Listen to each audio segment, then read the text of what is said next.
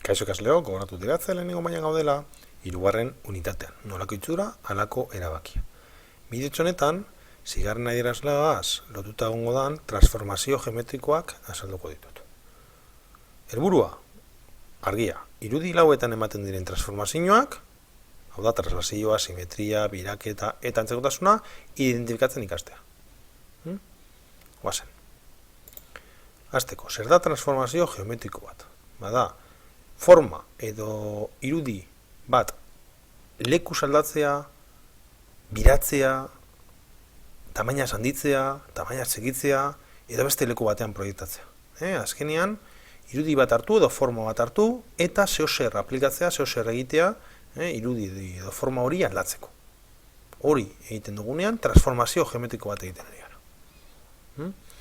Eta orokorrean, zibilizazio askotan, greziar zibilizazioan, erromatarretan, honelako egin dire apaingarren modura. Bi taldetan zelkatzen dira. Mugimendu edo isometriak eta antzekotasuna. Eta mugimendu eta isometrien baitan translazioa, simetria eta biraketa. Mugimendu edo isometria zertu dire, forma edo neurri berari eutxiz egiten diren transformazioa dira. Hau da, hasierako eta bukaerako produktua edo forma eta neurriz bardina izango da. Ez dugu forma aldatzen, ez dugu neurriak aldatzen. Adibidez, translazioan. Translazioan egiten duguna da, hartu irudi bat, hartu objektu bat, eta beste leku batera eroan. Baina, forma edo neurriak ez dira aldatzen. Hori zelan egiten da, gezi baten bitartez. Hemen adibidez, objektu hau, emetik, ona, eraman da. Emetik, ona, utz egon da, eta emetik ona, utz bardina. Betik ara 10 cm egon badire, beste irudian betik ara 10 cm. Emetik ona 10 cm badagoz, emetik ona 10 cm bait. Formak ez dira aldatzen.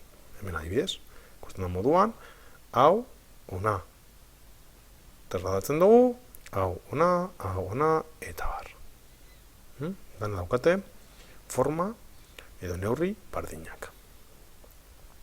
Bigarrena, simetria. Simetriaren kasuan, ardatz bat erreferentzitzat hartuta, L ardatz hau,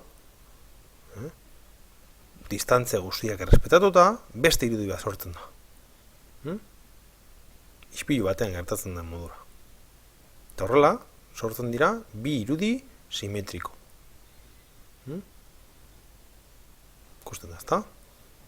Barriro emetik ona 10 cm badaude, emetik ona beste 10. Emetik ona 20, emetik ona 20. Betik zera 15, betik zera 15.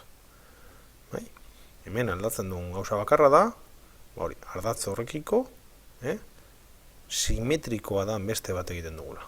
Baina, barri hori forma eta neurriak ez dira aldatzen. Izate baterako hemen, guk hemen erdian, ardatz bat jartzen badugu, emetik eskerrera dagoena eta emetik eskumara dagoena bardina da. Hemen limoi bat, hemen limoi bat. Hemen kigui bat, hemen kigui bat. Kontrara, erditik jartzen badugu, simetria ardatz hori, esan beteko. Hemen pomelua, hemen kiguia, hortaz, ez dago bardina. Hemen aukera bakarra izango zen, hemen jartzea, gure ardatza. Eta bukatzeko, mugimendu eta isometriekin, biraketa. Eta biraketa bat izango da, objektu bat, forma bat, biratzea. Beti ere, puntu batekiko. Hemen, geziak erabiltzen genituen, gauzak leku batetik bestera mugitzeko, hemen, erabiliko duguna, izango da, angelu bat. Eta biraketa hori beti ingo da, angelu batekiko. Hemen, biratzen dugu gure objektua. Hemen ere bardin, puntu unikiko, gezi hau, biratu egiten dugu ona. Eta ona, eta ona. Horretik hemen esaten dugu, normalean, biraketa zentroa identifikatu behar dela, eta baita biraketaren angelua, zabalera. Antzekotasuna. Gogoratu hemen, bai, lehenengo unitatean landutako irudi lauen antzekotasuna. Bi poligono edo bi irudi antzekoak izateko beraien neurrien artean erlazio bat egon behar da. Lau hau bi honen bikoitza da, alde hau honen bikoitza da, hortaz bestean ere bardina gertatu behar da. 10 izan behar da, bosten bikoitza. Hemen gertatzen da moduan. Hori gertatzean, irudi hauek antzekoak izango dire. Hemen, kasu honetan, forma ez da aldatzen, baina neurriak bai. Betire, neurriak aldatzen dire erlazio batekiko. Hau noiz ikusiko dugu, batez ere, eskala batekiko dauden irudietan.